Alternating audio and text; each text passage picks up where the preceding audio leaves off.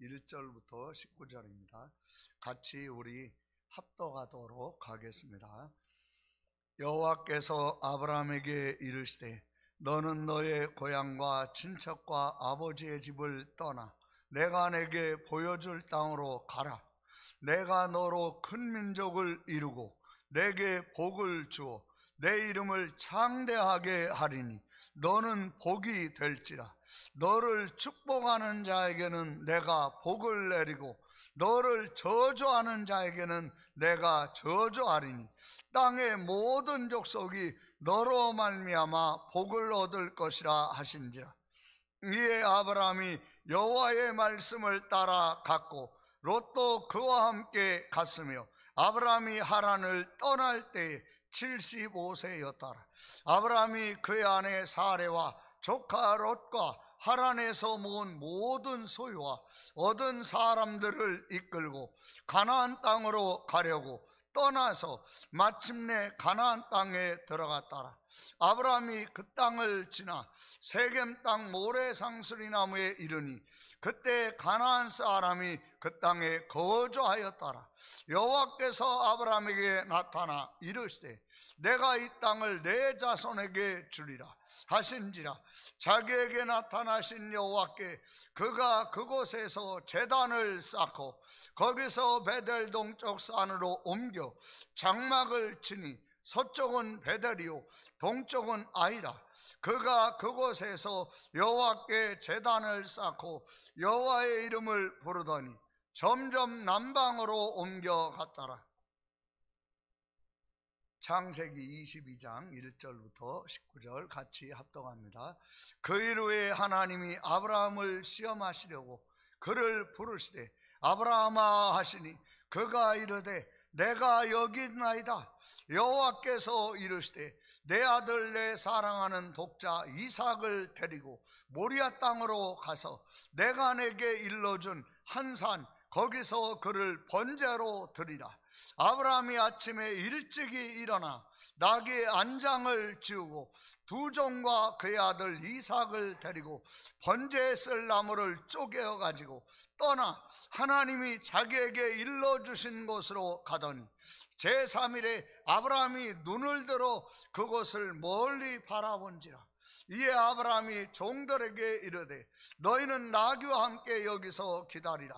내가 아이와 함께 저기 가서 예배하고 우리가 너희에게로 돌아오리라 하고 아브라함이 이에 번제나무를 가져다가 그의 아들 이삭에게 지우고 자기는 불과 칼을 손에 들고 두 사람이 동행하더니 이삭이 그 아버지 아브라함에게 말하여 이르되 내 아버지여 하니 그가 이르되 내 아들아 내가 여기 있노라. 이삭이 이르되 불과 나무는 있거니와 번제할 어린 양은 어디 있나이까? 아브라함이 이르되 내 아들아 번제할 어린 양은 하나님이 자기를 위하여 친히 준비하시리라 하고 두 사람이 함께 나아가서 하나님이 그에게 일러주신 곳에 이른지라. 이에 아브라함이 그곳에 제단을 쌓고 나무를 버려놓고 그의 아들 이삭을 결박하여 제단나무 위에 놓고 칼을 잡고 그 아들을 잡으려 하니 여호와의 사자가 하늘에서부터 그를 불러 이르시되 아브라함아 아브라함아 하시는지라. 아브라함이 이르되 내가 여기 있나이다 하매 사자가 이르시되 그 아이에게 내 손을 대지 말라. 그에게 아무 일도 하지 말라. 내가 내 아들 내 독자까지도 내게 아끼지 아니하였으니 내가 이제야 네가 하나님을 경외하는 줄을 아노라. 아브라함이 눈을 들어 살펴본즉 한 순양이 뒤에 있는데 뿔이 숯불에 걸려 있는지라. 아브라함이 가서 그 순양을 가져다가 아들을 대신하여 번제로 드렸더라.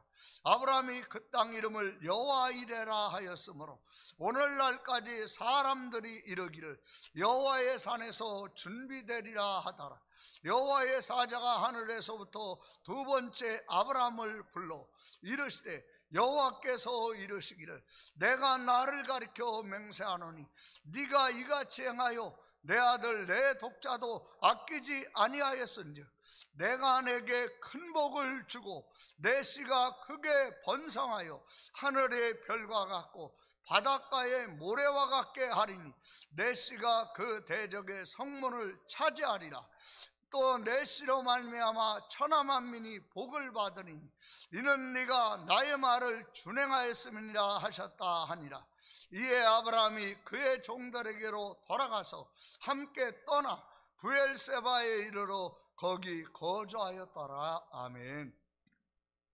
항상 마음을 여시고 어린아이 같이 이렇게 잘 받으면 하나님이 여러분에게 말씀하시는 말씀을 통해서 여러분을 고치시고, 그리고 위험한 지경에 있을 때, 위험한 상황에 있는 상태에 있을 때 하나님께서 반드시 오늘 들은 말씀대로 건져주시는 은혜가 있을 줄로 믿습니다. 강사님 나오실 때 우리 할렐루야로 같이 우리 환영하겠습니다. 할렐루야.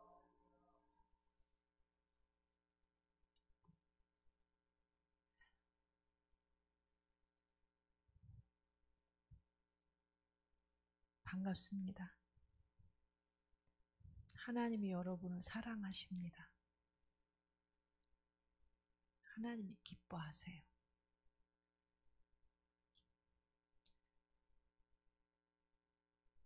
기도합니다. 좋으신 우리 아버지, 오늘도 변함없이 항상 영원토록 우리를 사랑하시고 돌보시고 자기를 찾는 자들에게 상 주시는 아버지 고맙습니다. 우리를 그렇게 사랑으로 만드시고 우리가 복받고 잘 되는 것이 하나님의 소원이시기에 오늘도 우리를 그렇게 만들기 위해서 이 자리에 불러주신 줄 믿습니다. 우리의 귀를 열어주시고 착하고 좋은 마음으로 말씀을 100% 받아들일 수 있도록 우리의 심령을 만져주옵소서. 끝나는 시간까지 회방받지 않도록 성령께서 우리를 지켜주시옵소서. 예수님 이름으로 기도드립니다. 아멘. 오늘은 주제 7, 7번째 믿음의 조상 아브라함의 가정과 생활에 대해서 공부를 하겠습니다. 아브라함에 대한 성경은요, 성경의 창세기 11장 27절에서부터 창세기 25장까지 거의 한 23장, 24장에 걸쳐서 14장에 걸쳐서 아브라함에 대해서 기록이 되어져 있습니다. 굉장히 많은 양의 내용이 기록되어 있고요. 그리고 믿음의 조상이라고 하나님께서 아브라함을 그렇게 만드셨는데 어떻게 해서 아브라함이 믿음의 조상이 될 수 있었는지 우리가 앞에서 뭐 에녹도 배웠고 노아도 배우고 셋도 배우고 막 배웠는데 특별히 아브라함이 믿음의 조상이 될 수 있었던 그런 그 내용들을 오늘 살펴보겠습니다. 여러분, 아브라함은 특별해서 믿음의 조상이 된 건 아니에요.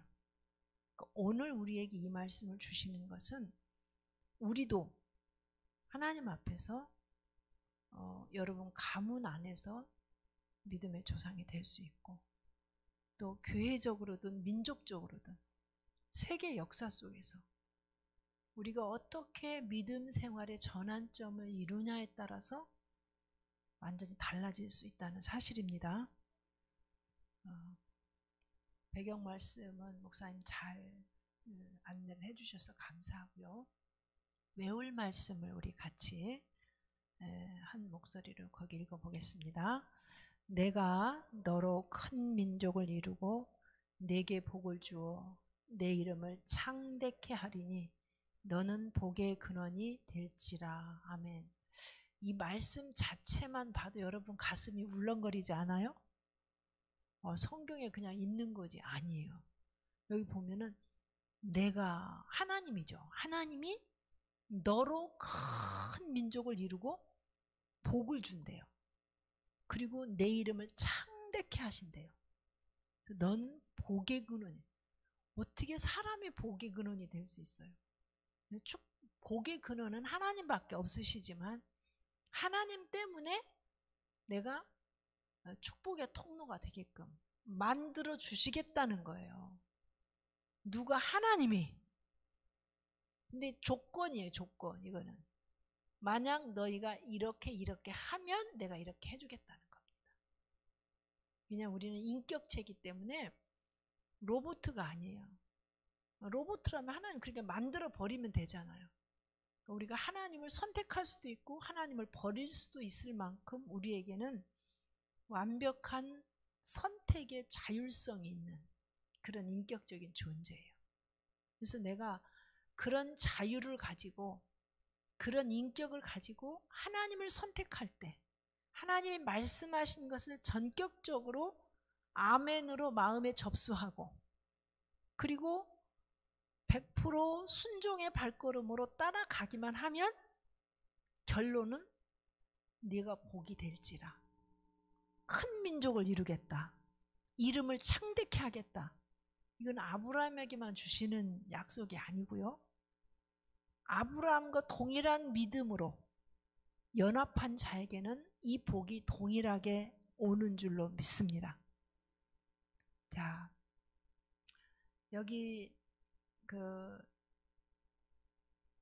구약 성경 배경 말씀을 얘기했지만은 신약 성경에 와 보면은 하나님께서 사도 바울을 통해서 또 히브리 기자를 통해서 아브라함의 믿음이 어떤 믿음이었는지 하는 것을 더 구체적으로 이렇게 해석을 해놓고 있어요. 짧은 구절에 우리 한번 그 말씀을 좀 찾아보고 들어가겠습니다. 로마서 4장 16절에서 22절 말씀을 우리 한번 같이 천천히 읽어보겠어요. 왜냐하면 이 아브라함의 믿음에 대해서 사도 바울이 아브라함이 어떤 믿음을 가졌길래 믿음의 조상이라고 했는지를 잘 정리를 해놓은 그런 내용이 되겠습니다. 같이 천천히 읽어볼까요? 그러므로 상속자가 되는 그것이 은혜에 속하기 위하여 믿음으로 되나니 이는 그 약속을 그 모든 후손에게 굳게 하려 하심이라. 율법에 속한 자에게뿐만 아니라 아브라함의 믿음에 속한 자에게도 그러하니 아브라함은 우리 모든 사람의 조상이라.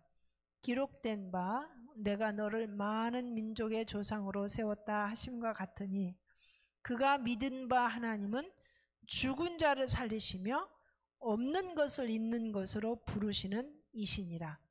아브라함이 바랄 수 없는 중에 바라고 믿었으니 이는 내 후손이 이 같으리라 하신 말씀대로 많은 민족의 조상이 되게 하려 하심이라. 그가 100세나 되어 자기 몸이 죽은 것 같고 사라의 태가 죽은 것 같음을 알고도 믿음이 약하여지지 아니하고 믿음이 없어 하나님의 약속을 의심하지 않고 믿음으로 견고하여져서 하나님께 영광을 돌리며 약속하신 그것을 또한 능히 이루실 줄을 확신하였으니 그러므로 그것이 그에게 의로 여겨졌느니라. 아멘. 아브라함이 가졌던 믿음이 어떤 믿음인지 우리가 알아듣기 쉽게 성경 창세기 11장 후반절에서부터 시작해서 25장까지에 걸쳐서 길게 나와 있는 아브라함에 대해서 설명을 하고 있는 내용입니다. 히브리서 11장에도 동일한 그런 내용이 있습니다. 그래서 좀 더 간략하게 설명을 하자면 죽은 자를 살리시며 하나님은 죽은 자를 살리시는 분이시라고 믿었다는 거예요. 왜냐하면 이삭을 바치라 했을 때 분명히 내 몸에서 날짜가 큰 민족을 이룬다는데 10대 때 제물로 바쳐버리면 어떻게 아들 하나밖에 없는데 큰 민족이 이루어지게. 근데 아브라함은 내가 죽여도 하나님이 살리시리라 그 믿었다는 부활의 신앙이죠. 죽은 자도 살리시는 하나님, 그 다음에 없는 것을 있는 것 같이 부르시는 하나님, 사라가 아이를 낳을 수 있는 육체적인 그런 기능이 다 없어졌을 때 아들을 낳으리라 했는데 실제 아들을 낳았어요. 근데 그냥 낳은 게 아니라 믿음으로 낳았다는 거예요. 믿음으로. 하나님은 안 될 것 같아도 하나님이 하게 하시려면 되는 겁니다. 하나님이 하게 하시려면 되는 거예요. 내가 믿습니다, 믿습니다, 믿습니다. 그래서 되는 게 아니고 하나님이 하게 하시려면 기적이 일어난다는 거예요. 아브라함은 그걸 믿었다는 거예요. 그리고 약속을 하셨으면 반드시 이루신다. 이걸 믿었어요. 그러니까 여러분 오늘 이 창세기 12장에 있는 이 말씀이, 여기 외울 말씀이, 하나님이 내가 진짜 여기 아브라함처럼 하나님은 죽은 자도 살리셔. 그리고 하나님이 하시고자 하면 못 이룰 게 없어. 이제까지 안 됐던 것도 하나님 되게 하실 수 있어. 그리고 하나님은 약속하셨으면 반드시 이루시는 분이야. 기도하면 준다고 그랬으면은 내가 기도할 거야. 왜? 주실 거니까. 이 믿음이 여러분 안에 확실하게 들어오면 아브라함에게 약속했던 이 복이 우리에게 약속하신 복인 줄로 믿습니다. 이 말씀을 붙잡으시기 바랍니다. 저는 이걸 믿기 때문에 오늘도 기도하는 거예요. 오늘도 제가 여기에 서서 말씀을 던지는 것은, 이 말씀은 우리 영혼을 소생케 하고 눈을 밝게 하고 영혼을 순결케 하고 우리를 살리시는 말씀인 걸 믿기 때문에 제가 저 충주에서부터 아침부터 막 부지런부지런 하고 여기 섰어요. 왜냐하면 이 말씀이 여러분 영혼 속에 들어가면 살아나기 때문에. 한 사람이 살아나면요 역사가 달라지는 거예요. 여러분 가문의 역사도 달라지고요, 교회 역사도 달라지고, 이 나라의 역사도 세계 역사가 달라집니다. 그걸 믿기 때문에 오늘도 믿음으로 말씀을 선포하는 거죠. 자, 거기 집중 탐구 목표를 보겠습니다. 오늘 두 가지 주제, 하나님의 말씀을 순종으로 출발했어요. 아브라함의 믿음은 바로 이거예요. 여러분이 무슨 일을 시작할 때 내가 원해서 출발하는 거하고 하나님이 말씀하셨기 때문에 출발하는 거 뿌리가 다른 거예요. 근데 아브라함은 하나님의 음성을 듣고 하나님의 말씀하셨기 때문에 출발했다는 거예요. 그 다음에 두 번째는 하나님께 적극적으로 헌신했어요. 하나님이 말씀하시면 아유 나는 그거 못해, 그냥 내가 선별을 해가지고 내가 할 수 있는 거, 힘이 안 드는 거는 하고 힘이 들게 생긴 거는 안 하고, 그게 아니에요. 죽을 만큼 힘이 들어도 하나님이 말씀하신 거에 대해서는 적극적으로.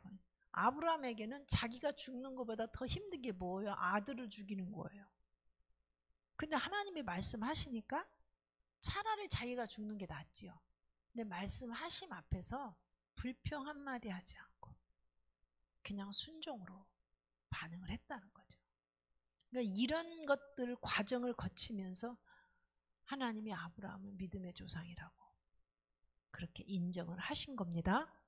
아브라함이 처음부터 믿음이 꽉 찬 믿음은 아니었어요. 앞으로 좀 살펴보겠지만은 아브라함이 이런 온전한 믿음의 조상이 되기까지는요 굉장히 많은 실수를 반복하는 부분들이 있어요. 인간적인 두려움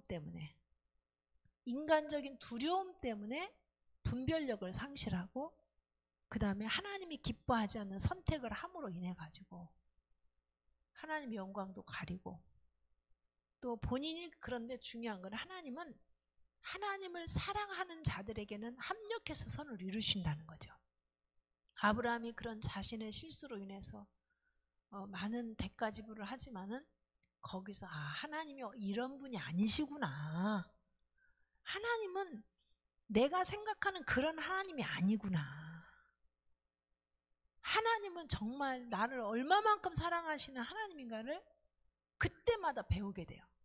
그러니까 나중에 이삭을 바치라고 했을 때는 그냥 이유가 없이 하나님이 말씀하시니까 이해가 가든 안 가든 무조건 순종할 수 있는 믿음이 생긴 거예요. 내가 할 수 있는 능력이 있느냐 없느냐 문제가 아니고 그냥 주님 말씀하시니까 그냥 그 말씀 앞에서 무조건 발걸음을 떼놓는 이런 믿음의 단계까지 가게 됐다는 사실이죠. 그리고 그렇게 순종하려고 출발하는 아브라함에게 순종할 수 있게끔 힘도 주시는 겁니다. 믿음은 우리에게서 나는 게 아니에요. 그분이 우리에게 믿음을 주십니다. 자, 어쨌든 아브라함을 통해서 오늘 우리에게 특별한 은총이 우리에게도 임파테이션, 흘러 들어오는, 함께 우리에게 부어지는 그 은혜가 있기를 소망합니다. 자, 아브라함은 언제쯤 사람이냐? 성경으로 가면은 창세기적 사람이에요. 그런데 우리가 살고 있는 시대 연대기적으로 보면요, BC, 그러니까 지금이 서기 2021년이잖아요. 2000년 그 이전에 2000년으로 지금으로부터 한 4000년 전의 사람이에요. 실제로 존재했던 BC 2166년경에 출생한 것을 우리가 이게 연대를 거슬러 올라가면은 추적해 볼 수가 있어요. 왜냐하면 출애굽한 연대가 BC 1446년이거든요. 그래서 그때부터 추적해서 쫙 올라가 보면 아브라함이 출생한 연대가 이때쯤 되겠다.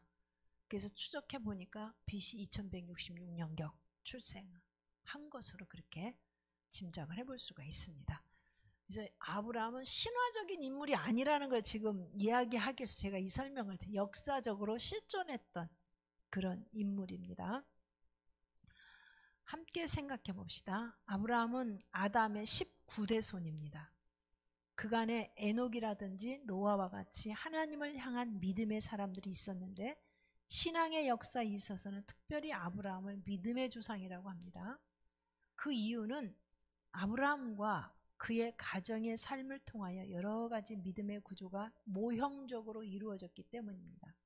아브라함의 가정에 관한 이야기는 창세기 11장 27절부터 소개해서 창세기 25장까지 아브라함의 그 마지막 죽는 순간까지 내용이 자세히 기록이 되어져 있습니다. 그의 아버지는 데라였고요. 형제로는 나홀과 하란. 하란은 아브라함이 함께 가나안 땅으로 갔던 조카 롯이죠. 롯의 아버지입니다. 롯을 낳고 그의 아버지 데라보다 일찍 죽었어요. 그래서 아브라함이 그 조카를 데려다가 키운 거죠.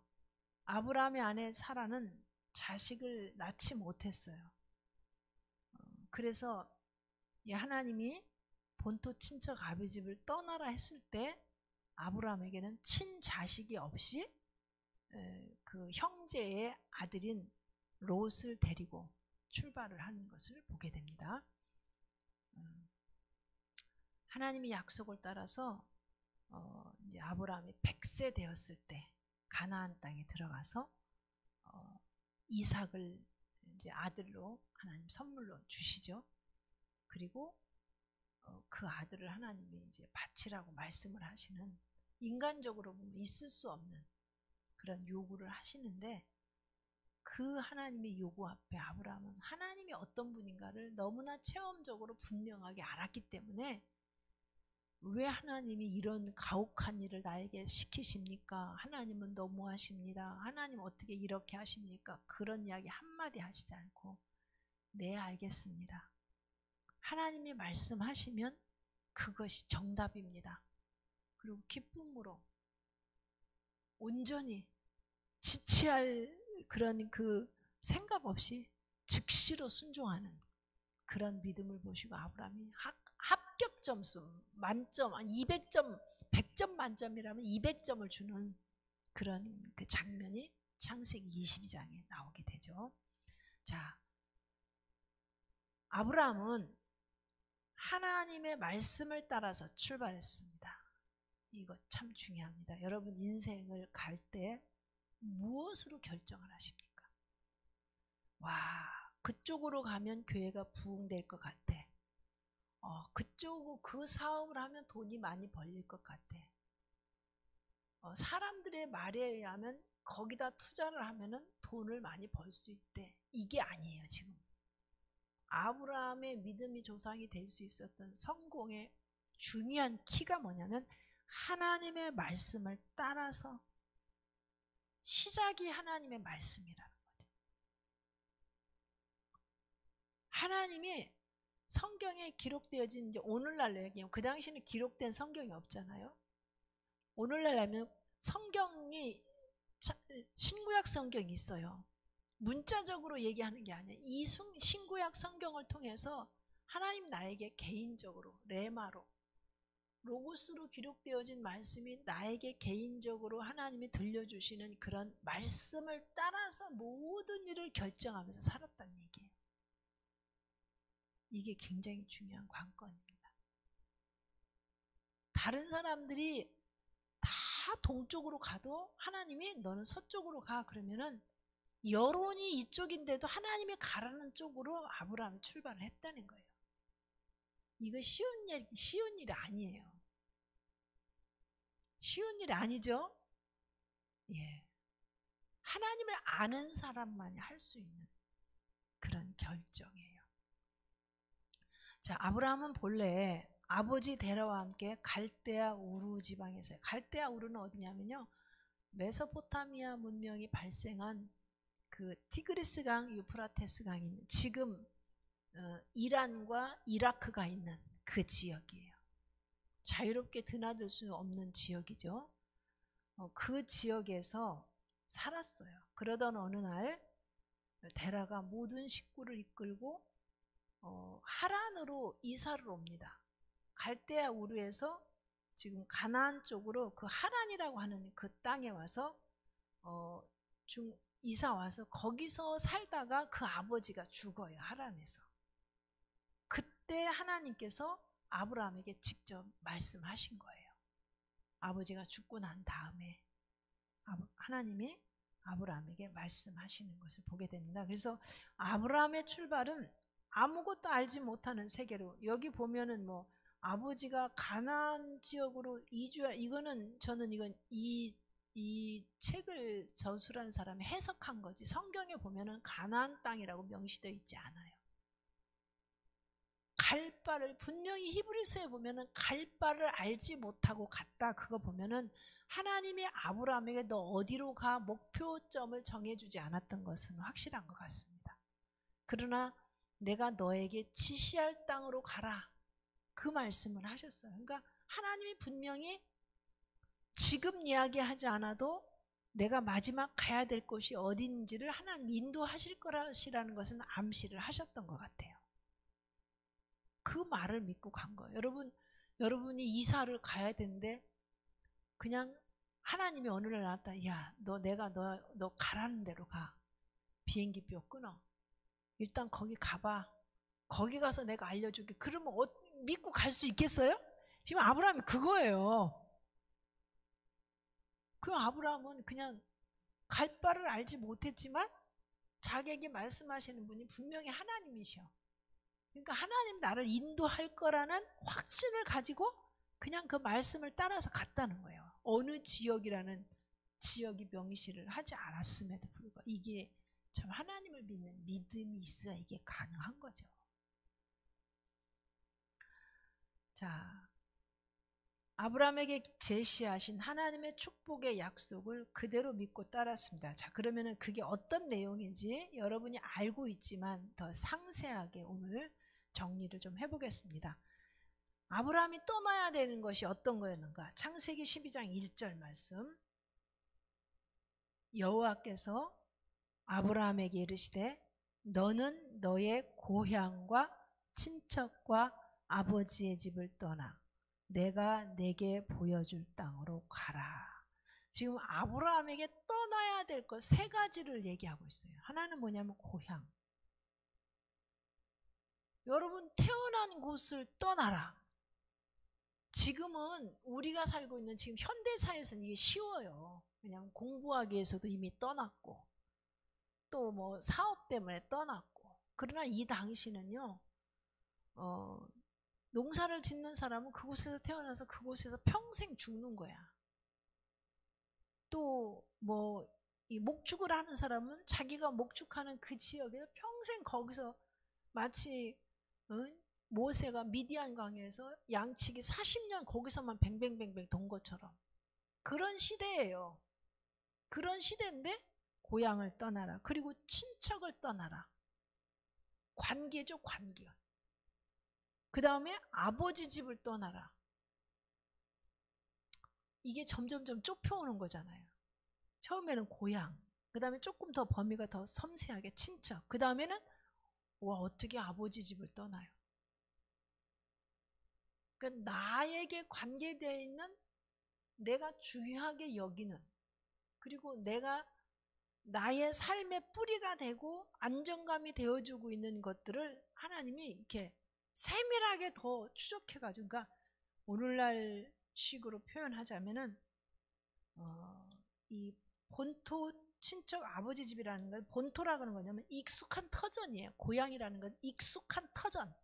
여러분의 삶에 이렇게 뭐가 안정되어 있는 터전이잖아요. 익숙한 터전. 그 다음에 친척이라는 건 뭐냐면은 인정, 인간관계.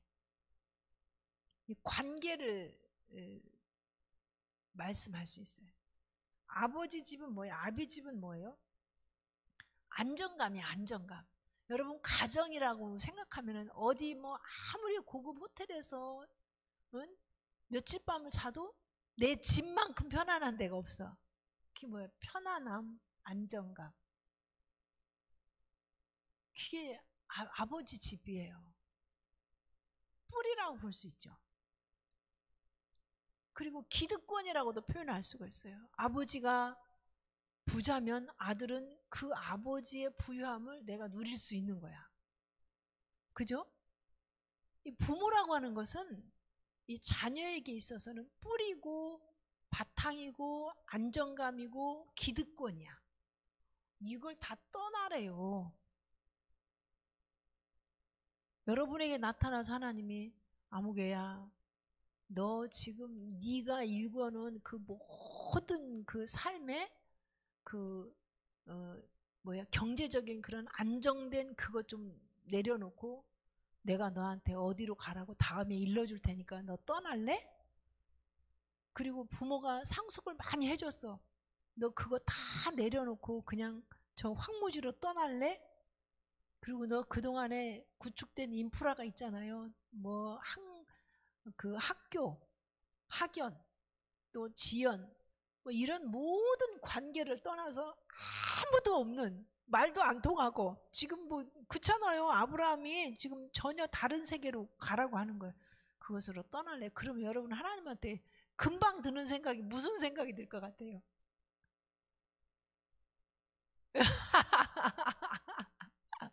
문 목사님이 담대히 말씀하셨는데 아니다. 그럼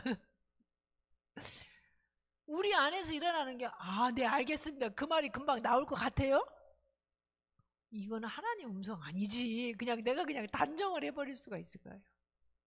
하나님 뭐 이런 하나님이야. 막 이렇게 해석을 할 수도 있고.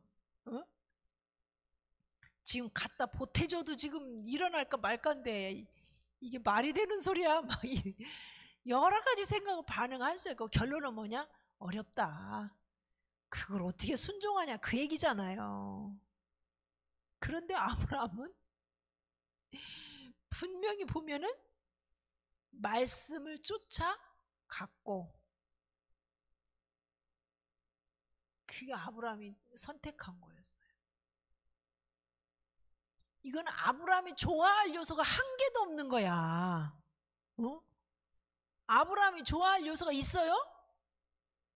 없어요. 너무나 낯설고 힘들고 하기 싫고 또 두렵고 뭐 앞에 놓여 있는 게 하나도 믿을 만한 게 없어.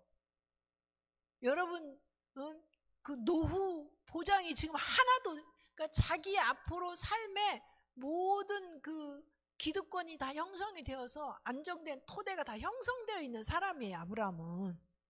그런데 그거 다 버리고 아무것도 없는 데로 가려는데 아브라함이 말씀을 쫓아갔다고요. 참 이거 믿음의 조상이라는 게 그냥 우리가 기도 쉽게 하잖아요. 저 아브라함 같은 믿음 주세요. 그럼 아브라함 같은 믿음 주세요 하면 아브라함이 선택한 걸 선택하겠다는 그 마음의 중심이 있어야 그게 되는 거예요.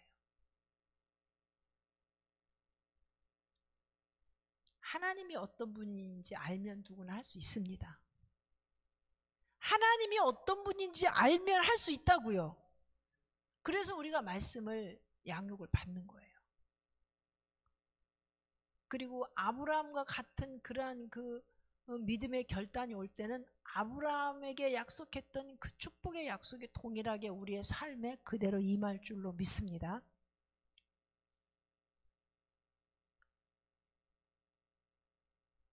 자, 그렇게 떠나면은 하나님이 약속이 있어요. 약속. 자, 2절 말씀 봅니다. 2절 같이 보겠습니다. 내가 너로 큰 민족을 이루고 네게 복을 주어 네 이름을 창대하게 하리니 너는 복이 될지라. 여러분, 이 하나님이 우리에게 복을 줄 때는요, 반드시 앞에 뭐뭐뭐뭐 하면이에요. 하면. 구원 받는 것도 하나님이 다 구원 받을 길을 열어놨지만은 그냥 아무것도 안 하는데 구원이 옵니까?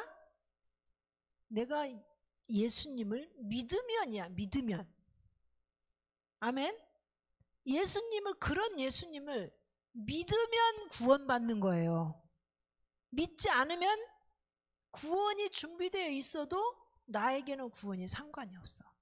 지금 축복이요, 아브라함을 위해서만 준비된 축복이 아니라고요. 믿음을 가진 모든 사람을 위해서 다 준비되어 있는 축복인데 그 축복을 받기 위해서는 이 떠나야 될 세 가지 조건을 선택하면 내가 너에게 큰 민족을 이루게 하겠다. 이건 뭐예요? 자손의 축복이에요. 여러분 자손들이 에서와 같은 자손이 없기를 바랍니다.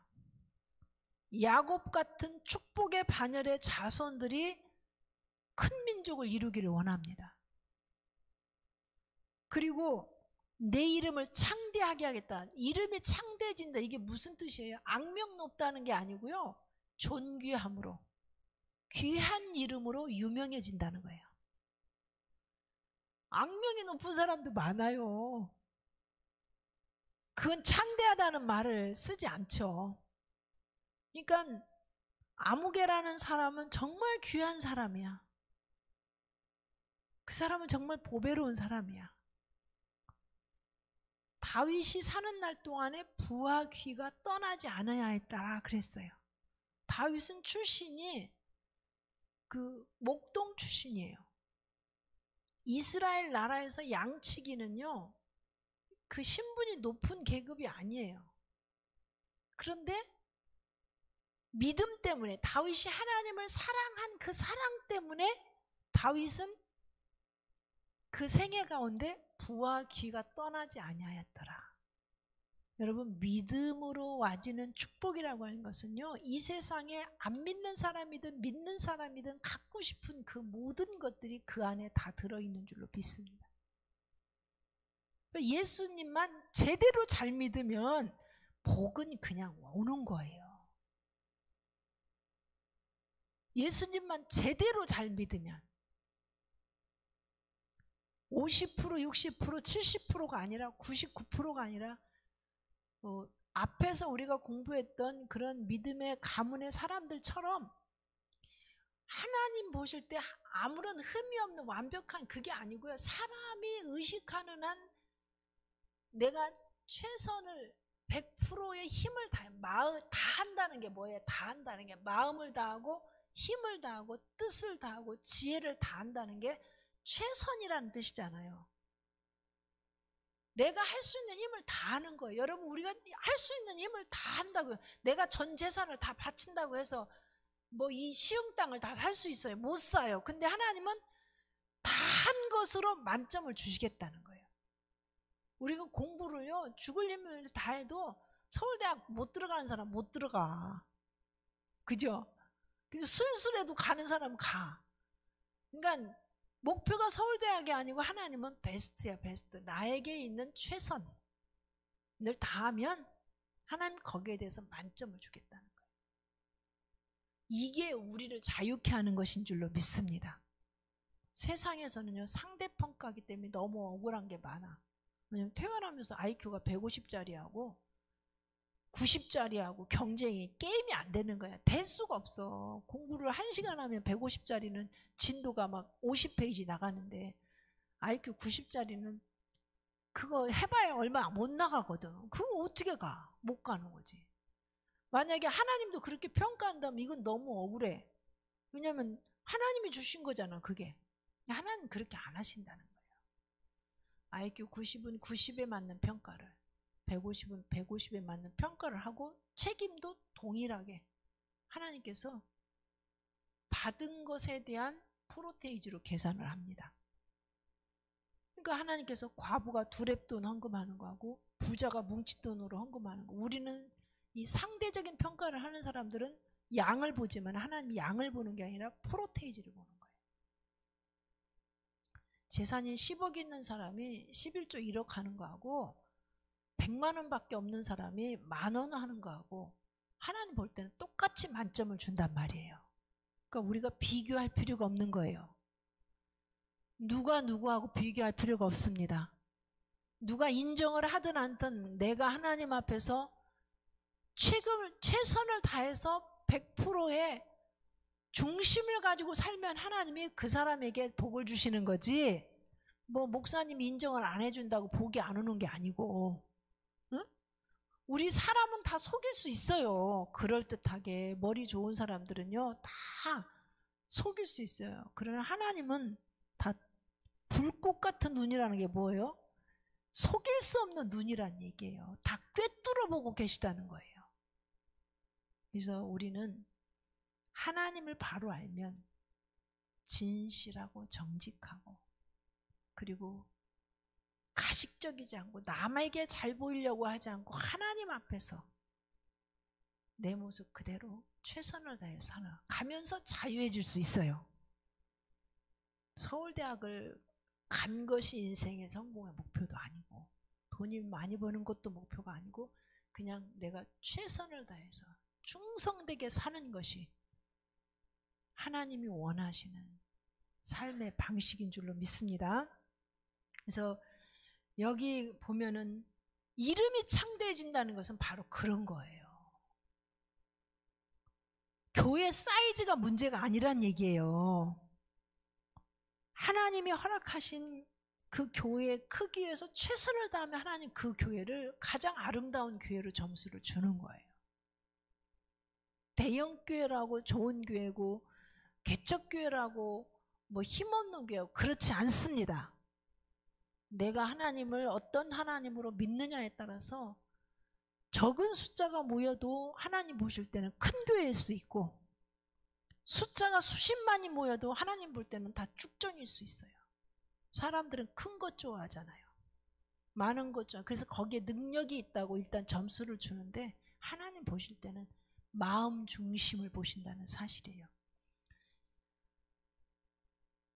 창대하다는 거, 하나님이 창대케 하는 것은 그 사람이 다 하냐 못하느냐 그 중심에서부터 하나님이 허락하시는 복이에요. 그리고 너는 복의 근원이 될지라. 이게 뭐냐면 너는 복덩어리다 그러고요. 복덩어리.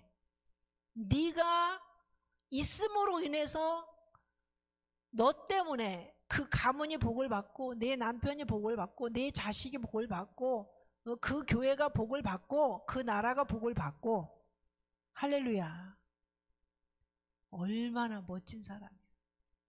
돈이 있기 때문에 뭐 그게 아니에요. 좋은 대학을 나왔기 때문에 그게 아니에요. 외모가 출중하기 때문에 그게 아니라고요. 이 복 받고 싶잖아요. 자, 그래서 우리가 본토 친척 아버, 그럼 지금 우리 살던 집 다 팔고 어디로 가라 그런 얘기가 아니에요.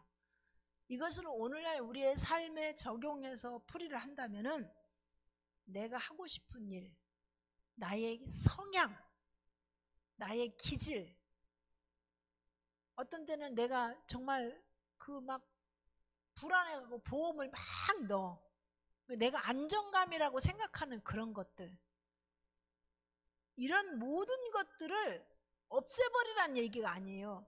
그것이 나의 안정감이 아니고 그것이 나의 삶의 보장이 아니고 하나님 그분이 나의 안정감이고 하나님 그분이 말씀하신 대로 사는 것이 내 인생의 답이라고 하는 걸 확실히 믿느냐는 거야.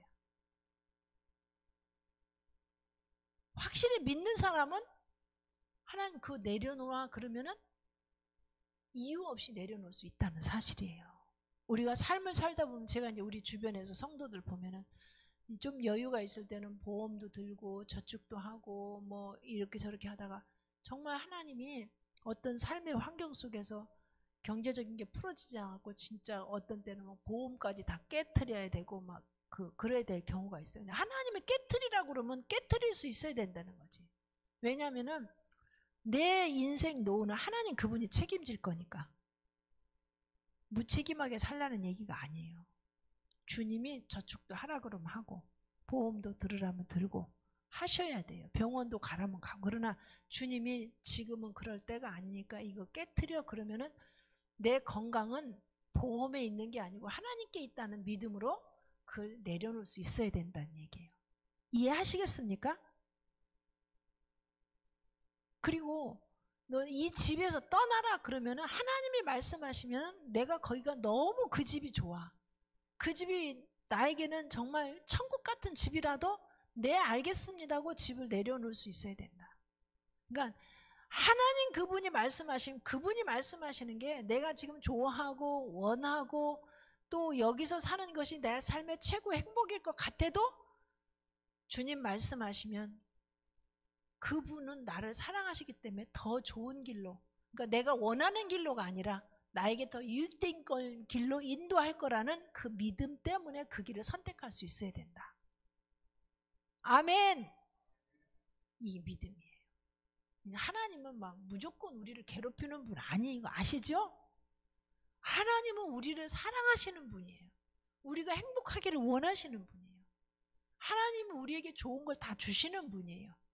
근데 때때로 하나님이 중앙에 있는 선악과 하나를 남겨둘 때가 있어요. 왜냐하면 우리가 하나님을 잃어버리고 살 수 있는 그런 성향이 있고 더더군다나 아담과 하와가 선악과를 따먹어버리고 하나님을 밀쳐버리고 자기가 원하는 것을 선택한 죄성이 우리 안에 충만하기 때문에 때때로 우리를 흔들어서 하나님만 쳐다보게 할 수 있는 그런 어떤 요청을 하실 때가 있다는 사실이에요. 그때 네 옳습니다 하나님. 저는 하나님 한 분이면 족합니다 하고 하나님을 신뢰하고 선택할 수 있느냐. 이게 조건이에요. 하나님이면 충분합니다. 그런 믿음의 중심을 갖고 있다면 하나님이 여러분을 민족을 이루게 하시고 여러분 자녀 정말 부모가 그런 믿음을 가지고 산다면 그 자녀들은 그 믿음이 계대되게 되어 있어요. 그리고 정말 그런 중심으로 순간순간 삶을 선택하고 범사를 결정하고 사람들을 만날 때도 세상에서 어떻게 하면 내가 원하는 것을 더 갖기 위해서 사람들을 관계를 갖는 게 아니고 믿음으로 하나님의 마음으로 사람들과의 관계를 선택하고 그렇게 삶을 살다 보면은 하나님이 우리로 하여금 존귀한 자로 만드시고 그리고 복덩어리가 되게 하실 줄로 믿습니다. 그 사람이 가는 곳에 하나님 그분이 드러나요. 그리고 사람들이 세상의 욕심의 줄에 다 묶여 있는 거거든요. 그래서 상처도 받는 거거든요. 내가 원하는 것이 안 이루어지니까 마음도 상하고 속도 상하고 상처받았다고 그러는 거거든요. 움켜쥐려고 했던 것들을 빼앗기는 것 같으니까 상대방이 싫은 거거든요. 근데 하나님 놓으라면 놓아야 되는 거 아니에요? 맞습니까? 원래 우리 게 없었어요. 원래 우리 게 없었다고. 자식도 내 거 아니고 돈도 내 거 아니고 건강도 내 거 아니고 교인도 내 거 아니고 어느 것도 내 것이 없어요. 그냥 하나님이 그곳에 있으라고 해서 우리가 있는 거예요. 이거 인정하는 거예요. 이거 인정해주면 자유해집니다. 거지가 뭐 도둑놈이 와서 훔쳐갈 걸 걱정하겠어요? 빼앗길 거 걱정하겠어요?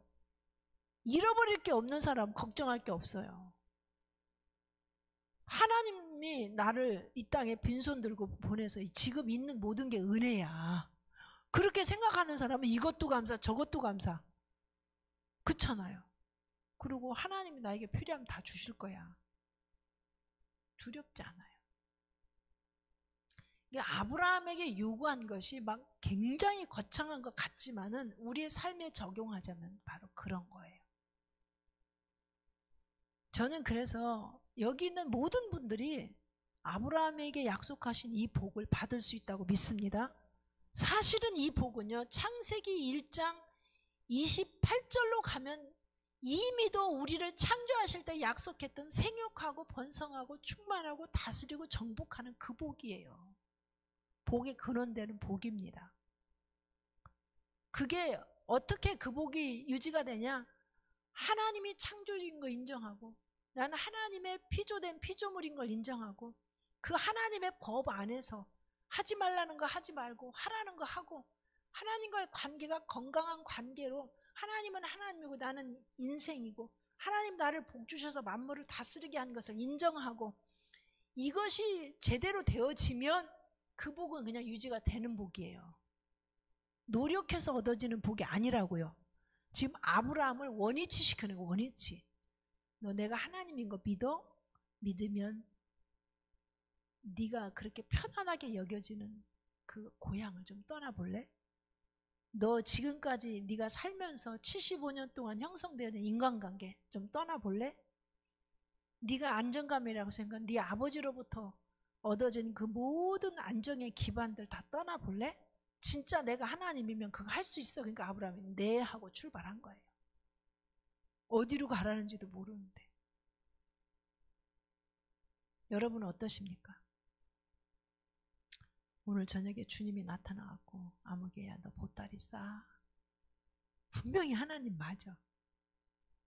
보따리 쌀까요? 이게 참 자기에게 적용을 해야 돼. 자기에게. 여기 이제 부인들 안 나 있든지 남편이 안 나 있으면 안 들은 걸로 하셔야 돼. 왜냐면은 여러분이 만약에 그렇게 보따리를 산다 그러면 부인들이 그 성경 공부 절대로 못 가게 할 거고 상대적으로 반대로 얘기할 거 아니겠어요? 그죠? 거기 갔더니 이상한 짓을 한다고. 제가 말씀드리는 거는 최고의 권위를 어디다 두느냐 문제예요. 하나님은 절대로 갑자기 우리를 곤란하게 막 그렇게 하시는 분 아니거든요. 근데 가끔 우리를 달아보실 때, 테스트하실 때, 복을 주시려고 하실 때 이상한 시험 문제를 내실 때가 있어요. 근데 하나님이 하나님인 걸 아는 사람들은 그 어려운 시험의 관문을 통과한대. 아브라함은 첫 번 부르실 때 그냥 나 잘 믿어라 그게 아니고 본토 친척 아비 집을 떠나라 그게 하나님 말씀이셨는데 아브라함은 그 말씀을 붙잡고 떠났다 하는 겁니다.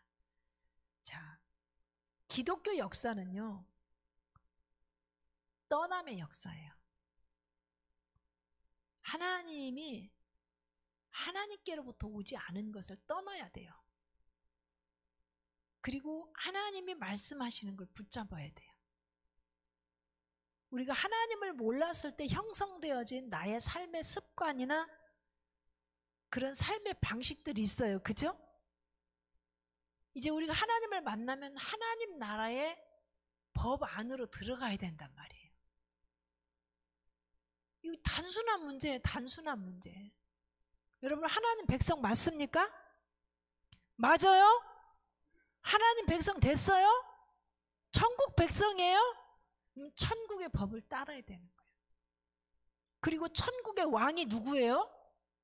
하나님이야. 근데 천국 백성이면서도 마귀 나라의 왕의 지시를 자꾸 따라서 움직이면 이게 이제 복을 받을 수가 없는 거예요. 마찰이 자꾸 일어나요. 충돌이 일어나는 거야. 전쟁이 일어나는 거야. 자유해질 수가 없는 거야. 그러고선 자기가 그렇게 선택해 놓고는 자꾸 상처받았다고 그래. 놔야 돼요. 놔. 뭐를 놔? 하나님께로부터 오지 않은 걸 놔야 돼. 이게 떠남이에요. 그리고 하나님을 버리라는 걸 버려야 돼. 가족 안에서도요, 예수 안 믿는 사람하고 같이 살기 때문에 이게 구별이 돼야 되는 거예요. 자, 안 믿는 남편하고 사는 부인이 정말 주일날 예배를 드려야 되는데 안 믿는 남편이 교회 가는 걸 싫어요. 어떻게 해요? 잘 살기는 해야 되겠고 하나님 말씀은 듣기는 해야 되겠고 어떻게 해야 돼? 세상의 법 위에 하나님의 법이 있습니다. 믿으십니까? 그래서 우리는 주 안에서 남편에게 순종하고 주 안에서 모든 일을 하는 거예요. 국가에도 주 안에서입니다. 그래서 이 세상 나라까지도 통치하시는 왕 중의 왕이신 하나님의 법으로 모든 것을 보고 그런 안경으로 그런 관점으로 보고 해석하고 나아가면 그게 옳은 거예요. 근데 우리가 자칫 잘못하면 기독교인들이 사랑해야 된다 이런 관점, 인본주의적으로 가면은 하나님의 법을 어겨가면서까지도 세상의 법을 따르고 그 부인하고 화해하려면 교회 안 가야 화해하는데 그러면 교회를 안 가. 그러면 돼요? 그게 아니라는 거죠. 이 아브라함이 이걸 아는 거예요. 하나님 그분의 말씀을 따라가는 것이 옳다. 다 잃어버리는 거잖아요. 고향도 잃어버리고 인간관계도 잃어버리고 자기의 안정감, 기득권 다 잃어버리는데도 하나님을 따라갔다고요. 왜? 고향을 주신 분도 하나님이고 인간관계 친척을 주신 분도 하나님이고 아버지를 주신 분도 하나님이고 재산을 주신 분도 하나님이고 그래서 하나님은 떠나라고 할 때는 더 좋은 걸 주시는 분이다. 여러분 믿으십니까? 이게 믿어지면 가능한 거예요. 저는 이 하나님을 믿습니다. 현실적으로 이런 문제가 부딪히면요 갈등이 와요. 그러나 결론은 하나님을 선택하는 거야. 그게 믿음의 삶이라는 사실이죠. 자, 그래서 기독교 역사는 언제든지 떠남과 분리의 역사예요. 왜냐하면 하나님의 백성은 이 세상 나라의 법에도 순종을 해야 되지만 주 안에서 순종이기 때문에 우리가 애착을 갖는 게 있어요. 그래서 여기 고향과 친척과 아버지 집이라는 게 다 그런 거잖아요. 우리가 쉽게 말해서 자식과 부모와 전토와 신약적인 의미에서 예수님이 너희가 나를 따라오려거든. 응? 부모, 처자, 그리고 전토 이런 것들을 버려야 나를 그리고 자기를 부인해야 나를 따라올 수 있다. 그러나 이 사람에게는 금생에 있어서 100배나 받고 내세 영생을 얻지 못할 자가 없으리라. 그 말하고 똑같은 말이에요. 신약적인 의미로 연결을 짓자면 우리가 주님을 붙잡고 따라가면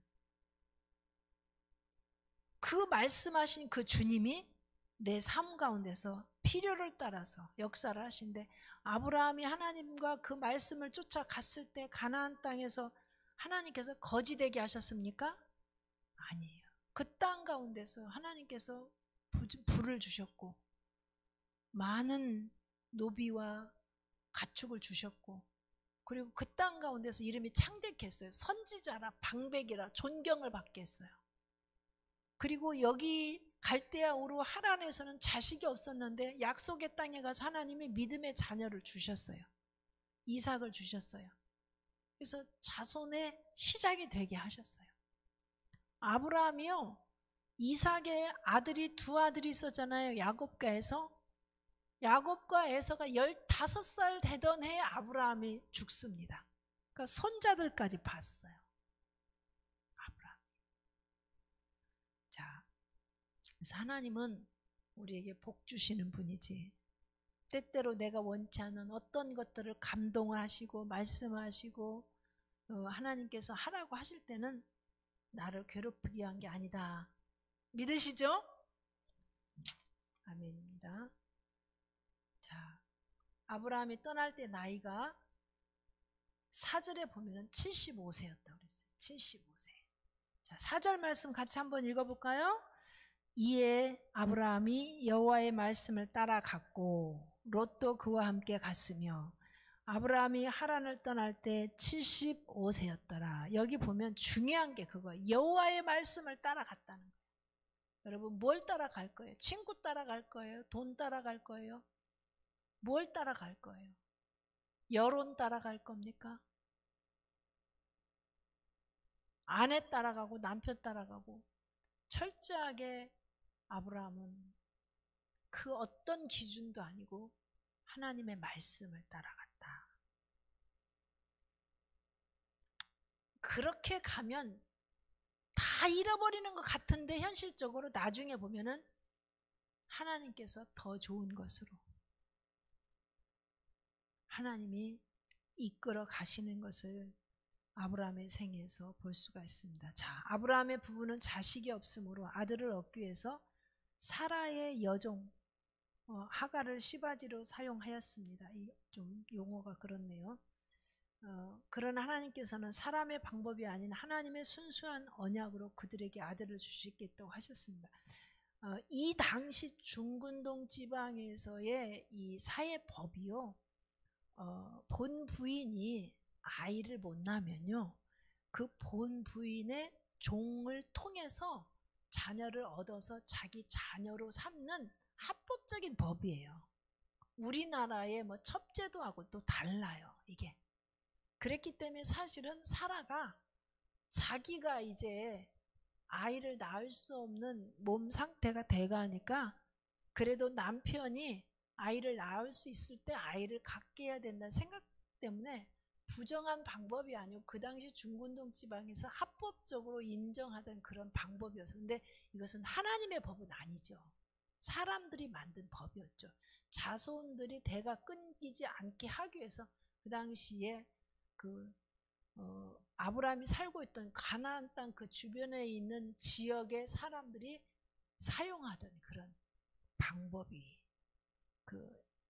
자기 몸종으로 있는 사람을 통해서 자녀를 낳게 해서 그 자녀를 상속을 할 수 있게끔, 대를 잇게끔 그렇게 하는 법이 합법적이었다.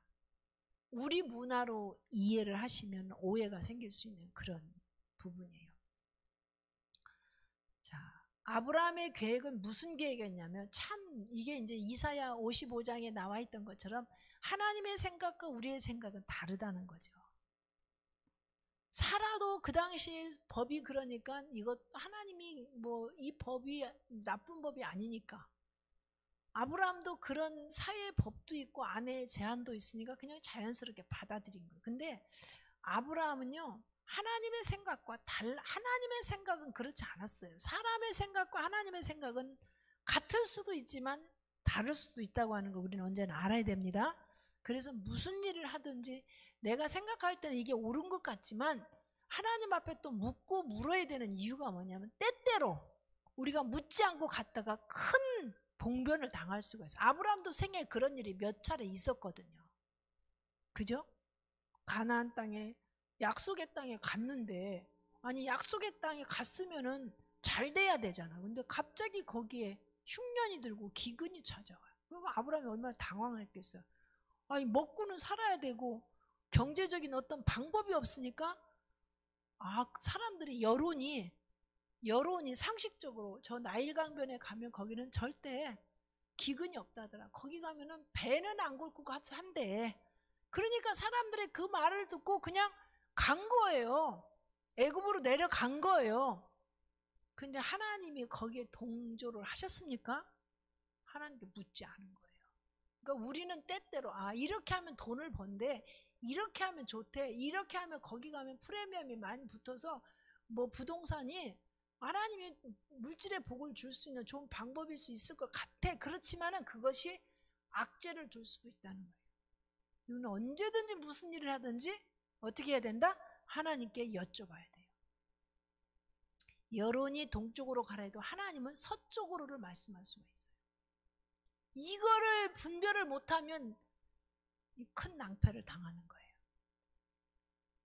자, 보겠습니다. 창세기 15장 2절 3절에 아브라함의 생각이 나와요. 같이 보겠습니다. 아브라함이 이르되 주 여호와여 무엇을 내게 주시리 하나이까? 나는 자식이 없사오니 나의 상속자는 이 다메섹 사람 엘리에셀이니이다.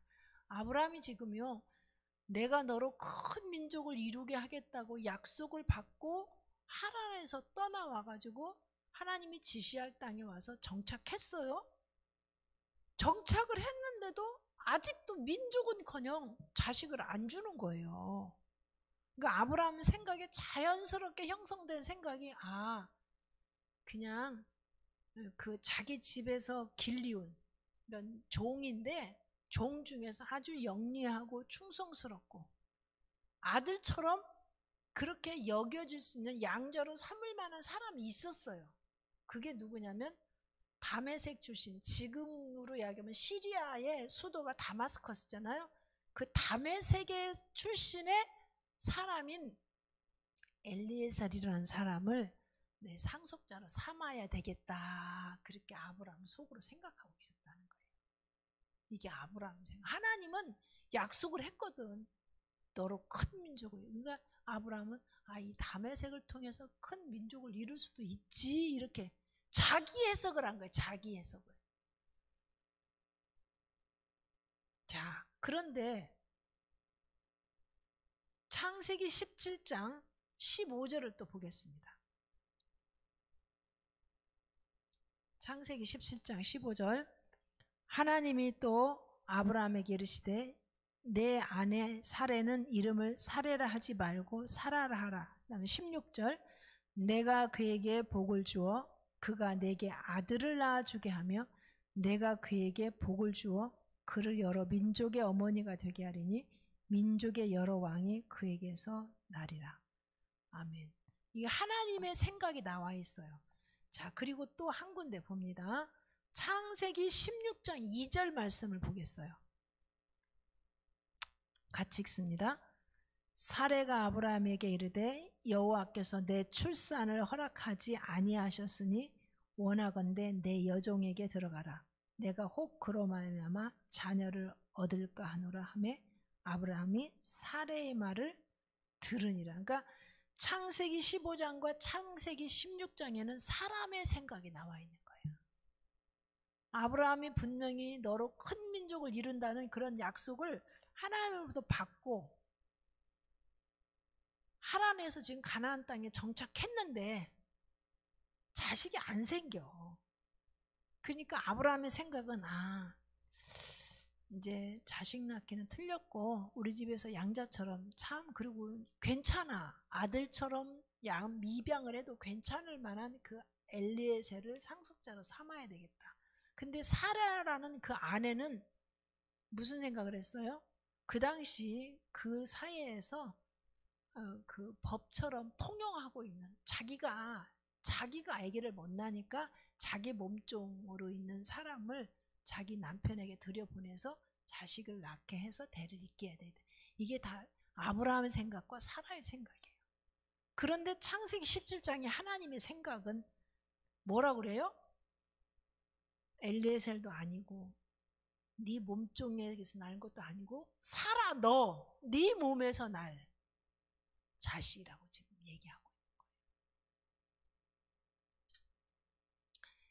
하나님의 생각과 사람의 생각이 이렇게 다를 수 있다는 거죠.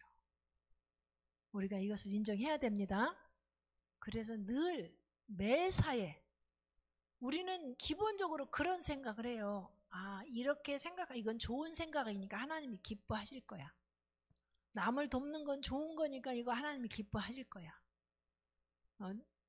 사업이 잘 돼서 이렇게 해갖고 11조도 많이 들고 헌금도 많이 하면 좋은 거니까 이건 돈 충분히 벌 수 있는 거니까 이거 기뻐하실 거야. 우리는 우리 해석을 그렇게 할 때가 많아요. 물론 그것이 하나님이 주신 그런 마음일 때도 있어요. 그러나 어떤 때는 여기 아브라함도 사라도 그 사회에 통용되는 법이나 상식이나 여론이나 선입감이나 이런 것으로 하나님의 뜻인 것처럼 착각할 수 있다는 거죠. 하나님은 분명히 아니라고 창세기 17장에 말씀을. 엘리에셀도 아니고 네 몸의 여종인 그 몸종을 통해서도 아니고 살아 너 네 몸에서 날 자식이라고 얘기하고 있어요. 그래서 우리는 늘 아주 쉬운 문제든 어려운 문제든 상식적인 문제든 주님께 묻는 습관을 들여야 될 줄로 믿습니다. 하나님, 제가 이런 생각이 드는데요, 이거 하나님 주신 생각 맞아요? 이렇게 여쭤봐야 돼요. 근데 많은 사람들이 하나님에 대해서 어떤 오해를 하냐면, 하나님께 물어보면 이거 분명히 하지 말라고 할 거야. 그러니까 아예 안 물어보고 그냥 일을 저질러 버려. 근데 저지르는 건 괜찮아요. 근데 문제는 뭐냐면, 저지르고 나면 그 책임을 누가 져야 돼? 자기가 져야 돼. 그 대가지불을 톡톡히 해야 되는 거. 고통을 받는 거야. 그러고는 저질러 놓고는, 하나님 왜 그때 나를 안 말렸어요? 뭐야. 네? 하나님을 우리에게 준 인격성이라는 건요, 하나님을 선택할 수 있고 안 선택할 수도 있는 거예요. 여러분, 이 솔로몬이요, 왕이 될 때 나이 30이었어요. 30에 왕이 됐다고요, 솔로몬이. 그때는 진짜 마음이 겸손하고 정말 그 가난한 마음이어서 하나님 앞에서 두렵고 떨림으로 하나님께 요청한 거였어요. 너무 감사해서 일천번제를 드리고 난 다음에 그 밤에 하나님이 꿈에 나타났을 때 솔로몬이 하나님 앞에 구한 게 한 가지였어요. 부도 아니고 귀도 아니고 장수도 아니고 뭐였냐면, 내가 왕이 되었으니 왕으로서 책임을 정말 잘 감당할 수 있게끔 지혜를 구한 건데, 그 지혜가 구체적으로 해석하면 사람에게서 나는 지혜가 아닌 걸 알은 거예요. 솔로몬은 사람의 능력의 한계를 알은 거예요. 그랬기 때문에 하나님이 하시는 말씀을 들을 수 있는, 하나님이 들려주시는 걸 들을 수 있는 귀를 주세요. 그런 거예요. 그래서 듣는 마음이라고 번역을 했잖아요. 듣는 마음. 음성을 듣는 삶이에요. 이게 쉬운 거든 어려운 거든 하나님께는 다 쉽습니다. 믿으십니까? 우리는 5분 후에 일을 알 수 없으니까 다 어렵지만 하나님은 다 쉬워. 왜냐하면 그분은 전지하신 분이잖아. 그리고 알기만 하면 뭐해? 능력이 없으면 어렵지. 근데 하나님은 전능하신 분이잖아요. 그분은 전지하시고 전능하시고, 근데 우리가 그분에게 물어야 되는 거냐면, 그분이 우리를 사랑하시잖아요. 우리에게 복 주시기를 기뻐하시잖아요. 우리가 잘 되는 것이 하나님의 소원 중에 소원이잖아요. 근데 왜 하나님께 안 물어봐? 물어보고 또 물어봐도 하나님이 귀찮다고 안 하셔요. 그걸 기뻐하신다고요. 진짜 믿음 생활 잘하는 사람은 그래서요, 하나님 이건 어때요? 저건 어때요? 제 생각은 이런데요. 그러니까 기도라는 게 꼭 성전에 엎드려서 막 쫙 하고 막 이런 막 결사적인 기도도 때때로 필요하지만, 평상적인 기도는요, 하나님과 속삭이는 대화, 이게 가장 좋은 기도인 줄로 믿습니다. 하나님, 저 몰라요. 내일 일을 몰라요. 애들 학원을 가고 싶다는데 학원 보내야 돼요? 안 보내야 돼요? 그런 것부터 물어봐야 돼요. 옆집 아줌마가 애를 어디 명문학원 보냈대. 그러니까 너도 거기 가. 거기 가면 뭐 잘할 수 있대. 너 거기 꼭 가. 서울대학 가면 먹었대. 너 거기 꼭 가야 돼. 자기가 하나님이야. 이게 자기 경영이에요. 자기 경영, 자기가 하나님이란 말이야. 우리 인간들은 자기가 하나님에 대해서 산 게 이게 다 무서운 죄잖아요. 제일 무서운 죄잖아요. 하나님께 솔로몬이 위대한 게 하나님 마음을 완전히 감동시킨 게 뭐예요? 하나님을 하나님으로 인정한 간구였어요. 듣는 마음을 주세요. 내가 왕이지만 하나님, 나는 지혜가 없어요. 하나님은 다 아시잖아요. 가르쳐 주세요. 그거에 풀어서 해석을 하자면, 하나님 저 가르쳐 주세요. 나는 아이라, 나는 어린애니까 모든, 어린애가 뭘 알겠어? 그러니까 무슨 일이든지 어린애 같은 나에게 알려주셔서 정확한 답을 가르쳐 주세요. 그거예요. 여러분, 오늘 우리가 그 기도를 해야 될 줄로 믿습니다. 여러분이 가정생활하든 직장생활하든 자녀를 양육하든 목회를 하든 무엇을 하든지 이거 잘하면 성공하는 거예요. 그게 하나님이 가장 기뻐하는 거예요. 하나님이 귀찮다고 하면, 저는 그래서요, 김치를 담으면서 맨날 담는 김치인데도 그냥 쓱쓱 하면 되잖아요. 하나님 어떻게 하면 더 맛있죠? 오늘은 뭐를 좀 더 넣어볼까요? 어떤 때는 제가 이번에 김치 담으면 사과를 갈아서 넣고 싶은 마음이 들었어요. 사과를 갈아 넣었는데 너무 맛있는 거예요. 그러니까 우리가 그냥 늘 하던 거니까 에이 그렇게 해보려고 아니고 하나님 이 김치를 어떻게 하면 더 맛있게 할 수 있을까? 제가 아주 쉬운 예를 들어서 설명을 하는 거예요. 밥을 지면서 어떻게 하면 우리 가족이 훨씬 더 온전한 건강을 유지할 수 있는 밥을 지을 수 있을까요? 여기다 뭐를 좀 더 넣을까요? 아니면 뭘 뺄까요? 물으라고요. 물어. 하나님과 같이 사는 거야. 이게 동행이야. 내 뜻을 내려놓고 그분의 뜻에 합해야 동행이 된다고 그랬잖아요. 할라크, 그분과 함께 산책하다, 걷다. 요한삼서 2절에 보면 내 영혼이 잘됨 같이, 그게 뭐냐면 좋은 여행 한다는 거야. 하나님과 함께 좋은 여행을 하는 거예요. 그럼 좋은 여행 하려면 내 생각이 하나님 생각보다 못하다면 하나님 그분의 생각이 내 생각을 맞추기 위해서 묻는 거야. 근데 우리는 대체적으로 어떻게 해? 묻기도 전에 내가 먹고 싶으면 막 해. 사고 싶으면 사. 가고 싶으면 가. 뭐 사업도 하고 싶으면 해. 뭐 만나고 싶으면 가. 자고 싶으면 자.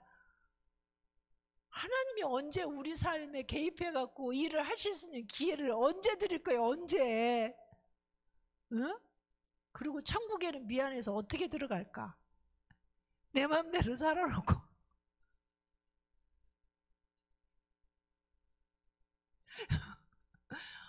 이거 너무 쉬운 얘기잖아요. 그죠? 근데 우리 안에 죄성이 내가 왕되게 자꾸 부추기는 거예요. 그거 뭐 남도 하는데 그거 왜 못하냐? 아니에요. 남도 해도 내가 그동안 잘했어도 하나님 제가 이거 하고 싶은데 하나님 어떻게 생각해요? 그래서 저는 늘 그렇게 묻는 삶을 살려고 애를 써요. 오늘 일정이 이런 거 해야 되는 게 밖에서 스케줄이 잡혀서 하나님 오늘 이거 꼭 해야 돼요? 그러면 이거 해야 되면 어떻게 해야 돼요? 누가 온다고 전화가 오면 하나님 이분 오늘 만나야 돼요? 안 만나야 돼요? 하나님이 다음에 만나라 그러면 이제 다음에 만나자고. 이렇게 해서 묻고 모든 일을 범사를 결정해서 가야 돼요. 아멘? 여러분들이 무슨 일을 하든지 주님보다 앞서가면 안 됩니다. 오늘날 핸드폰이라는 게 있어가지고 누구한테 무슨 말 들으면 문자부터 하고 전화부터 하고 이거 아주 안 좋은 거예요. 어떤 상황이 생기든 무슨 말을 듣든 어떤 그 상황, 어떤 그 만남이 있든지 간에 먼저 하나님께 묻고 주님이 전화하라면 하고 주님이 문자 넣으라면 넣고 아셨죠? 주님이 만나라면 만나고 주님이 보내라면 보내고 가라면 가고 멈추라면 멈추고 이게 아브라함이 선택한 삶의 방식이었던 거예요. 자, 그래서 하나님이 큰 민족을 이루겠다는 큰 약속은 줬는데 구름 한 점 보이는 기미가 없는데 생각이 이렇게 아브라함의 생각 다르고 사라 생각 다르고 하나님 생각 달랐어요. 그러니까 하나님께 묻지 않아가지고요 실수를 연발한 거야. 아브라함이 엘리에셀은 이제 진짜 아들을 안 주면 그렇게 하려고 생각했으니까 그런데 사라가 이제 조급해진 거잖아요. 왜 조급해졌어요? 자기 몸이 이제 아이를 낳을 수가 없고 그리고 이제 조금 있으면 자기 남편도 아이를 낳을 수가 없을 수 있고 그러니까 조급해지니까 자기 남편한테 여자로서 어려운 제안을 한 거죠. 여보 아무래도 안 되겠으니까 내 몸종이라도 해서 큰 민족을 이루겠다고 하는데 우리가 하나님께 협력합시다 이거예요. 하나님께 협력합시다. 아브라함도 생각해 보니까 그렇잖아요. 받아들였는데 너무나 놀라운 거는요. 이것이 하나님께로부터 온 것이 아니었기 때문에 아들을 낳긴 낳았어요. 이스마엘을 낳았잖아요. 근데 아들이 하나님께로부터 온 방식이 아니었기 때문에 하갈이 임신을 하자마자부터 태도가 돌변해가지고 자기 주인을 멸시하잖아요. 응? 애기도 못 낳는 게 이러면서 자기 주인한테 그렇게 순종적인 여자가 이제는 말대꾸하고 자기가 여주인 행세를 하려고 하는 그러니까 사라가 얼마나 마음이 불편해지기 시작했고 이 불화가 어디로 불똥이 뛰어요? 아브라함에게 불똥이 튀어서 아브라함과 사라 사이에 불화가 생겼어. 결국 나중에 어떻게 돼요? 사라가 쫓아내버리잖아. 그러니까 하나님이 아브라함이 너무 괴롭잖아요. 세상에 어떻게 얻은 아들인데 어떻게 응? 이게 자식이 생겼는데 아브라함이 하가를 쫓아내고 싶었겠어요? 솔직히 말해보세요. 쫓아내고 싶지 않죠. 근데 하나님 뭐라 그래요? 네 아내 말대로 내보내. 아브라함이 얼마나 고통스러웠겠어요. 내보냈어요. 근데 하나님 다시 하가를로 하여금 네 여주인에게로 들어가서 순종하라고 돌려보내잖아요. 나중에 이스마엘 낳고 약속의 아들 이삭을 낳았을 때 이스마엘이 이삭을 괴롭혀. 그러니까 결국은 쫓아내잖아. 근데 저는 성경의 본문에 나와 있지 않지만 이걸 묵상을 무슨 해?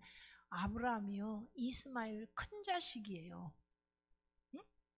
그 아들을 그렇게 원해서 아들을 낳았는데 아들하고 자기의 그 큰 아들을 낳아준 하가를 쫓아냈다고요. 아브라함이 기뻤겠어요? 괴로웠겠어요? 평생 마음이 괴로웠을 것 같아. 사라는 좋았을지 모르지만 그렇잖아요. 아브라함 입장에서는 이스마엘이나 이삭이나 똑같은 아들이에요. 근데 하나님이 허락하지 않은 자식을 낳았을 때 하나님이 내보내. 아브라함이 위대한 게 그거예요. 보통 사람 같으면 내보내겠습니까? 못 내보내죠. 그래도 하나님 한 번만 봐주세요. 저 자식도 내 자식이고 이 자식도 내 자식인데 안 싸우게 이쪽 집에 저쪽 집에 집 2개 짓고 따로 살게 하면 안 되겠습니까? 뭐 인간적인 얘기 많이 할 수 있는데 아브라함은 아무 말 않고 내보내요. 그래서 저는 아브라함이 이렇게 하나님이 하지 말라는 일을 하고 난 다음에마다 하나님이 괴로운 게 아니라 누가 괴로워? 아브라함이 그 열매를 평생 먹은 거예요. 그래서 우리가 하나님께 묻지 않고 하나님께로 오지 않은 인간적인 어떤 것을 선택했을 때 당장은 좋아 보이는 것 같고 아들을 얻었으니까 기뻤을지 모르지만 그것이 화근이 되고 그 이스마엘의 후손이 지금 아랍 족속이에요. 그리고 이삭의 후손이 이스라엘이고 오늘날까지 역사적인 분쟁의 불화의 그런 제목이 뭐냐면 사라의 생각, 인간적인 생각 하나님께 묻지 않고 여자가 돕는 배필이 된 게 아니고 아브라함으로 하여금 망하게 하는 고통을 가져다 주는 제안을 한 돕는 배필이 아니었다고. 아브라함이 생각할 때는 그게 자기를 도와주는 길이라고 생각을 했을지 모르지만 오늘날까지 약속의 자녀들과 그리고 또 이 이스마엘 후손들이 또 다 또 무슨 종교를 믿어? 이슬람교를 믿네. 그래갖고 종교적으로도 이게 보통 문제가 아니고 사람의 생각은 언제든지 그렇습니다. 육의 생각은 사망이에요. 영의 생각은 생명과 평안인 줄 믿습니다. 여러분 우리가 무슨 일을 하든 한 템포 늦는 거는 나쁘지 않아요. 게을러서 늦는 게 아니고 하나님께 묻기 위해서 그분의 말씀에 떨어지기 전에는 움직이면 안 되는 거야. 내가 하기 싫어도 말씀하시면 하는 거고 내가 하기 좋아도 하나님이 하지 말라면 안 하는 거. 이게 본토 친척 아비집을 떠나는 삶인 줄로 믿습니다. 자, 창세기 21장 1절 2절을 한번 보죠. 창세기 21장 1절 2절 같이 보겠습니다. 여호와께서 말씀하신 대로 사라를 돌보셨고 여호와께서 말씀하신 대로 사라에게 행하셨으므로 사라가 임신하고 하나님이 말씀하신 시기가 되어 노년에 아브라함에게 아들을 낳으니 하나님은요 말씀하신 대로 이루시는 분이십니다. 창세기 17장에 사라 네 몸에서 날짜가 네 후손이 될 거야 했더니 하나님이 말씀하신 대로 사라에게 아이를 주었고 말씀하신 대로 아이를 낳게 했다. 하나님의 약속은 반드시 이루어집니다. 우리가 인간적인 잔꾀를 내면 낼수록 그 약속이 지체가 돼요. 약속이 지체가 된다고요. 약속 성취가. 사라가 제안한 하가를 통해서 이스마엘이 낳아서 출생해가지고 이제 사라의 몸에서 아들이 낳기까지는 몇 년이라는 세월이 흘렀냐면요, 13년이라는 세월이 흘러버렸어요. 그동안에 하나님이 한 번도, 그러니까 창세기 16장하고 17장 사이에 한 장 차이지만 13년이라는 세월이 공백이에요. 아브라함에게 한 번도 하나님 나타나시지 않은 거예요. 왜 그래요? 하나님 마음이 하나님 말씀 듣지 않고 지 마음대로 하는 아브라함을 단련시키는 기간이었어요. 손해는 누가 보냐면은 내 마음대로 산 사람이 손해 보는 거예요. 자, 한 줌의 흙으로 만물의 영장이 되는 인간을 만드신 하나님은 이름도 없는 평범한 아브라함을 지명하여 부르시고 그에게 엄청난 축복을 제시하였습니다. 아브라함이 현실적으로는 이해될 수 없는 엄청난 일도 그것이 하나님의 말씀으로 믿고 따른 데서 믿음의 조상이 되었고, 아브라함과 같이 믿음을 가지는 자는 믿음의 후손이 되는 것. 갈라디아 3장 9절 말씀이 그거예요. 아브라함과 같은 믿음을 가진 자는 아브라함과 같은 축복을 받는다.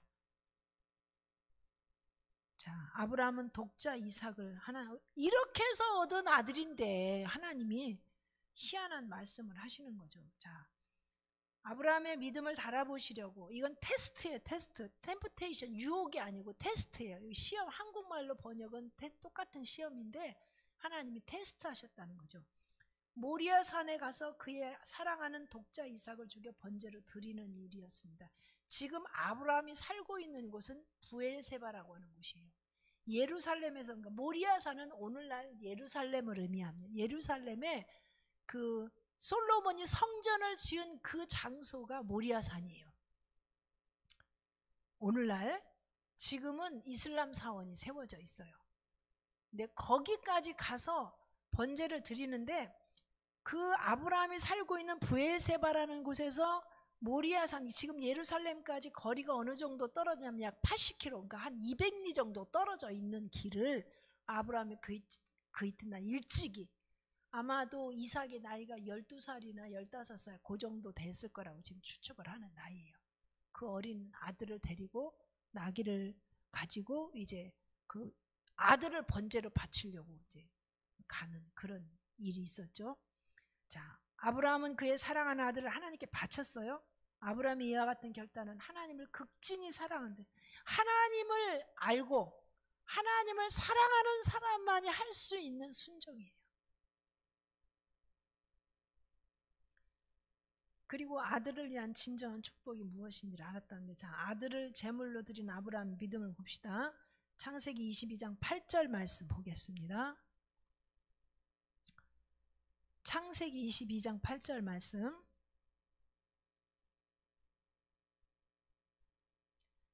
아브라함이 이르되 내 아들아, 번제할 어린 양은 하나님이 자기를 위하여 친히 준비하시리라 하고 두 사람이 함께 나아가서, 어린 이삭의 생각에 이해가 안 가는 거예요. 아버지가 예배를 드리러, 번제를 드리러 간다는데 사람만 가고 번제는 그 짐승이 있어야 되거든요. 재물이 있어야 돼. 재물이 없어. 그러니까 아브라함이 자기 아버지한테 질문을 던진 거잖아요. 아버지, 재물은 어디 있어요? 그러니까 아브라함이 하나님이 친히 준비해. 그러면 아브라함이 얼마나 마음이 괴롭겠어요. 왜냐하면 자기 아들을 잡아서 바치라고 하나님 명령해서 그렇게 하려고 지금 가는데, 이삭은 지금 아무것도 모르고 번제가 어디 있냐고 지금 물어보고 있는 거예요.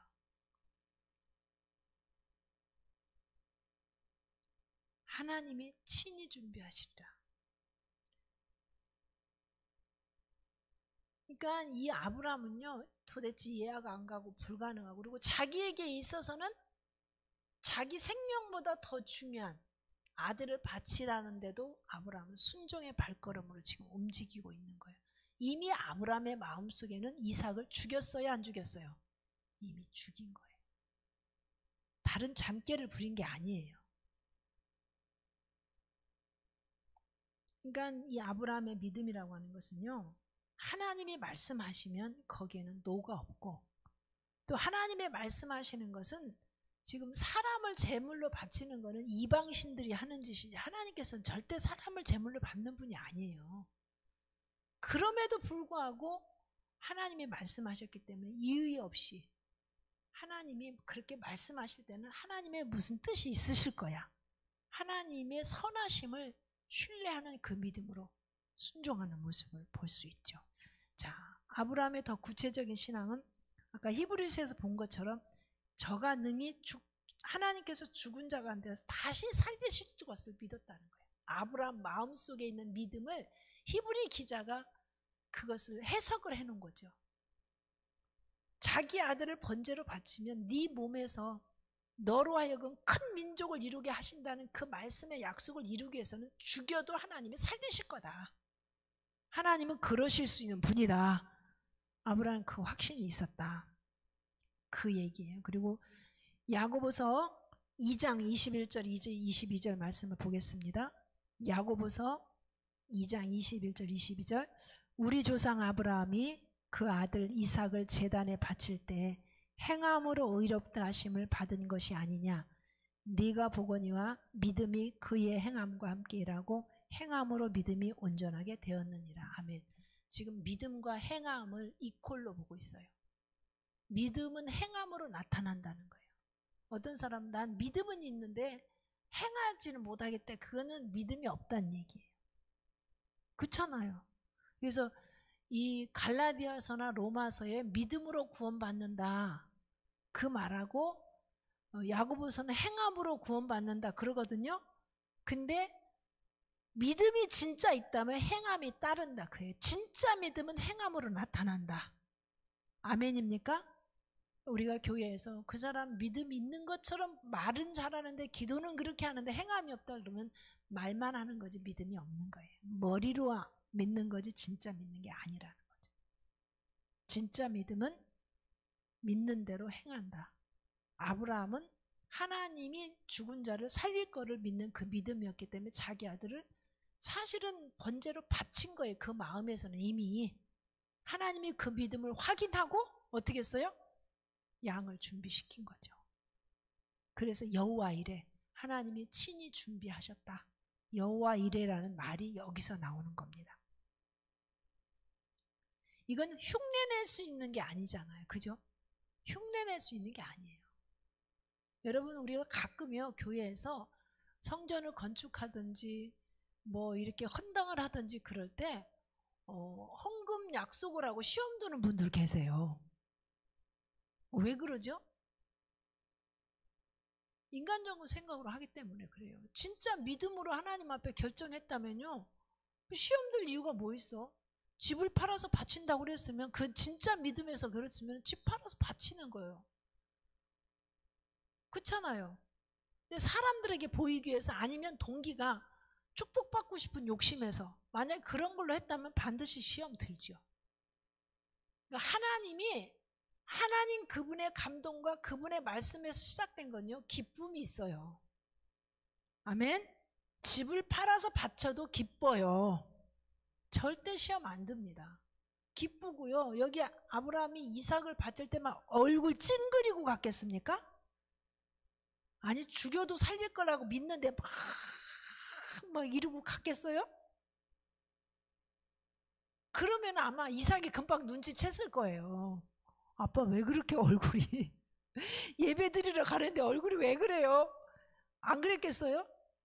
전혀 그런 내색이 없었던 거예요. 헌신하는데 괴로워요? 동기가 이상한 거예요. 그러면 아니 교회에 헌금하고 몸으로 봉사하고 무엇을 하는데 시험 든다. 왜 그래요? 사람 보고 했나 보죠. 주님 말씀하셔서 했으면 시험 들 일 없어요. 기쁩니다. 누가 뭐라고 미쳤다고. 우리 교회 장로님 한 분이요. 장로님 한 분이 그 정말 훌륭한 장로님이에요. 그 아들들이 둘 다 선교사고 딸도 헌신돼 있는데 마지막 남은 전세금을요 우리 교회 헌당헌금에 부흥회를 하는데 권사님하고 장로님이 둘 다 똑같이 감동을 받아가고 그 시간에 전액을 다 헌금하기로 한 거야. 그래갖고 그걸 바쳤잖아요. 교회에서 사람들이 수군덕 했어요. 정신이 있냐 없냐 저 나이에 어디로 어떻게 하려고 하나님 영광 가리게 헌금을 해도 뭐 별일. 근데 여러분 이분들은 막 기뻐서 했어요. 즐거움으로 하고, 또 이 목회자 입장에서는 좀 은근히 걱정도 되지요.